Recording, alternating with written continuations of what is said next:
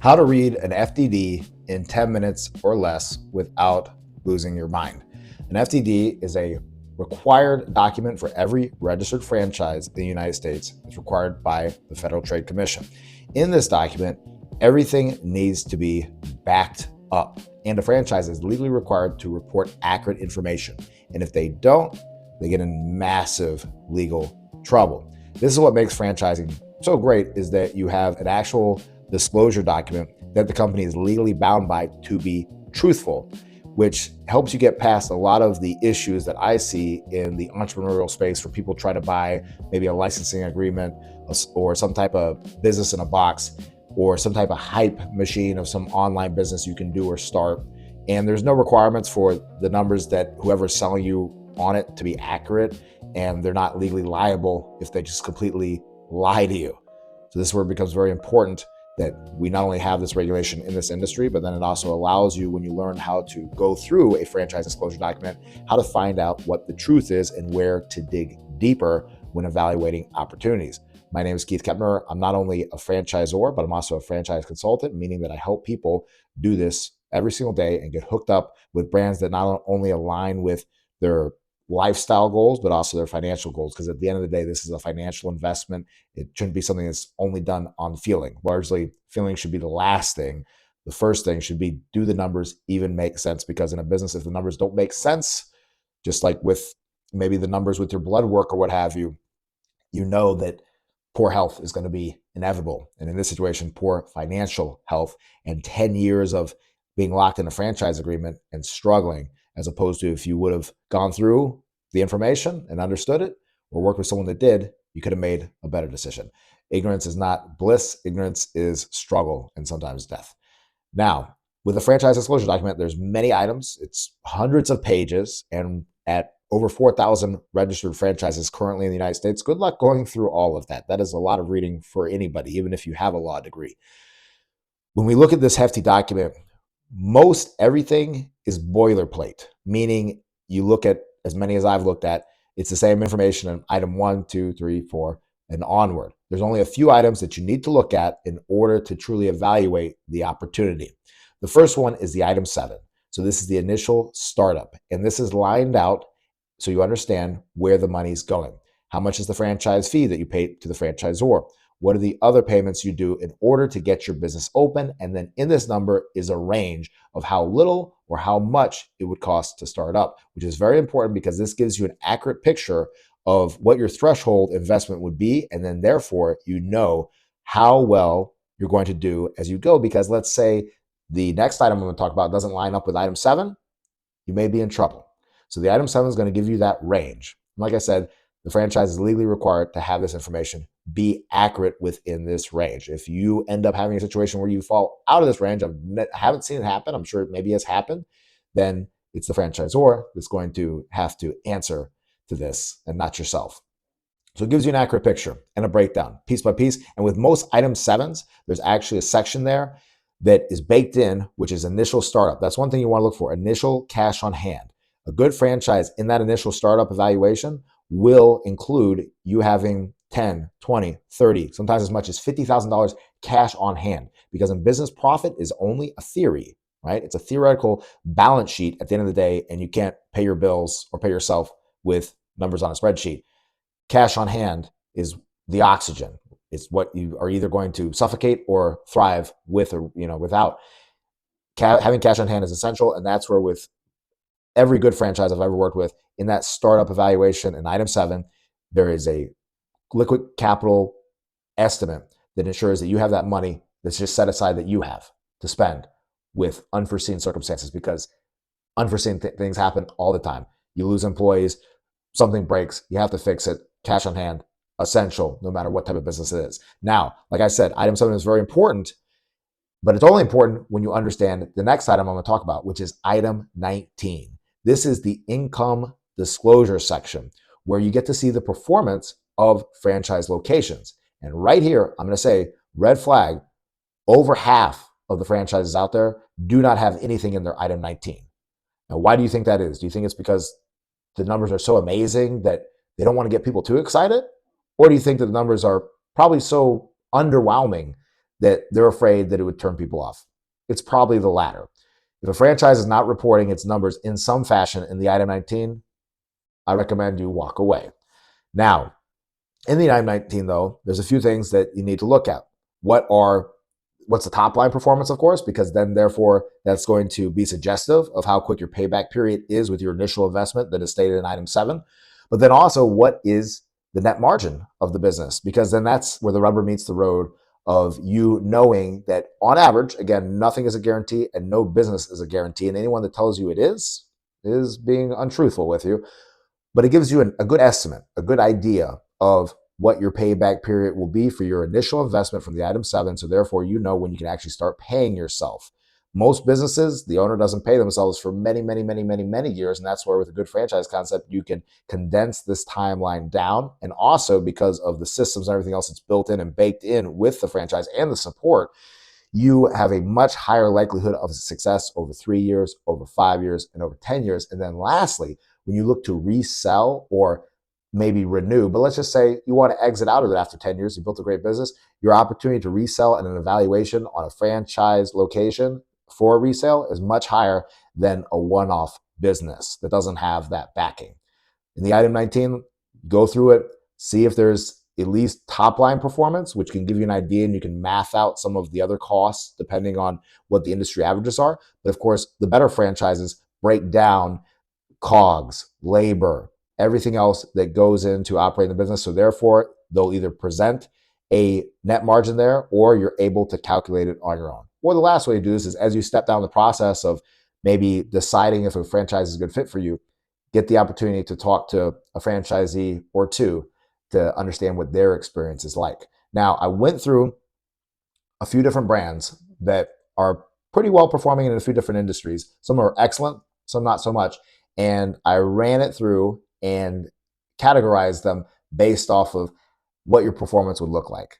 Now, the last thing before I jump into that I want to mention is the item 20 in a franchise agreement. So you have the item 7, item 19, and item 20. In the item 20, this is closures, transfers, or company buybacks by corporate. You want to see the closures, transfers, company buybacks to be at a minimum, if not close to zero or zero. Oftentimes, a franchise can hide its failure rate because of, let's say, transfers, or most of the time because of the corporate actually buying back the location to keep it afloat so then they can then try to turn around and resell it. You want to see minimal closures because, like, any business where people are just closing, sure, they have 500 stores, but if they closed, well, I saw one model, for instance, in the past 5 years that they had up to 700 locations and they closed 300 locations in the course of 24 months. Probably not a good model to put your hard-earned savings in. All right, so let's run through it. We're going to start off with the underperformers first and then build up to the highest performers. So number 7, we have culinary education franchise. So the net potential profit for this one is on the lower end, about $53,000 to $55,000 based on 19 to 20% margins. And again, these are good realistic numbers. So your estimate payback on your initial investment of $483,000 could exceed 8 years. So this could function more of a lifestyle business, therefore, like you're working in the business all the time and you're paying yourself. Then you could rationally say that this payback period could be less. But again, if you're looking to truly grow your income and scale up or maybe have that financial freedom, unless it's really an area of massive passion for you, it might not be the best opportunity for you. Now, moving on to number 6, assisted stretching concept. So this one here that I analyzed, very popular one, you are looking to invest all in, let's see, $320,000, and you're going to net about $49,000 to $59,000. So about 15 to 18% margins. Your estimated payback period is going to be slower as well at about 5 to 6 years. But now we're getting a little bit more in reasonable territory because you may not think about this, and most small business owners don't even calculate or have an idea what these numbers are. And if they actually went through all the detail, they'd realize, like, wow, I still haven't paid back my initial investment in my business. But when you start getting to the 5-year marker, that's starting to look a little bit better. So those are the challenging concepts. Let's move up to the next tier, the middle ground, right? Here's where it starts to get a little more exciting. You start to see the actual reason why franchising is such a popular thing when done right. But also, like with anything, you have people that latch on to it or come along for the ride, which are not very good. Now, the middle ground, let's talk about at point number 5, fast, casual Greek and Mediterranean concepts. So the net profit potential is going to get a little bit stronger here. Your initial all-in investment, though, is going to be real high, $1.18 million. So about $1.1 million. And you're looking at a 3 to 4 year payback because you have about a 24% net margin. So bringing in about $374,000 a year. So now we're getting a little bit more reasonable. Then number 4, this one, your initial all-in investment is actually going to be really low, with your buy-in being about $75,000 to $173,000. Your payback is going to be in about 12 to 18 months. Gets a little bit more exciting. This is a dog training concept. Now, why is the initial buy-in $75,000 at the lowest end in the item 7? It's because it can be home-based. A lot of these franchisees, they start off home-based, they expand their business portfolio or client amount, and then they open up a brick and mortar. So that allows you for a smaller initial investment, build up momentum, and then expand out. This is where that's a little bit more of a safety net for if things go wrong, because if it's a home-based business, you're in your home, whether the business succeeds or doesn't, as opposed to being tied to a commercial lease. Now, you have a high variance, of course, though, in the growth between $514,000 a year to about $1 million plus. So definitely a strong opportunity. We're getting stronger as we go up, and it gets more exciting as we go to the next tier. In the next tier, these are the top performers, all right? So you have a 3D printing concept, all right? And this has pretty low overhead. So therefore, you get about a 46 to 51% margin. That's pretty killer. And your investment is between about $187,000 to $267,000, depending on a few different variables. And again, as you dive into the item 7, you'll see those variables listed out and see where the difference is. So per unit, very effective and low overhead. Now, going on to the next concept, number 2, this is a concept that works more with healthy eating and things like this. You're looking at an average net profit of, average net profit of $240,000 to $350,000, with the top line being about 1.6, 1.7 average unit volume.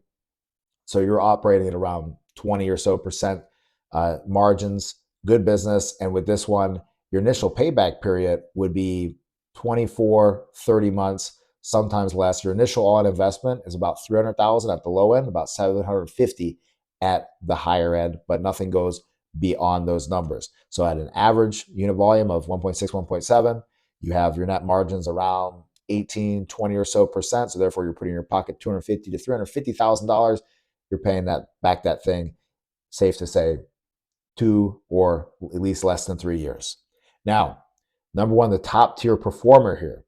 This is actually a Pilates concept, something that I've never done. I'm in the fitness industry, haven't done Pilates. I should do Pilates, or at least understand more what it is. But your net profit is going to be very high, as much as $600,000 for your net profit. I don't know about you, but that's pretty appealing. The estimate payback, you're looking at under 24 months, because all in to open up, it's between about $550,000 to about $1.3 million, depending on how large the space is and, of course, the territory. There is a trade-off. You go into a lower price territory where it's cheaper, where you're more around that 550 all in to open up, and you may not be hitting that 600,000 net margin, but you go into a more densely populated area. Yes, the price per square footage is going to be higher and everything else, but that pays you back in terms of your bottom line, as long as everything else is lined up.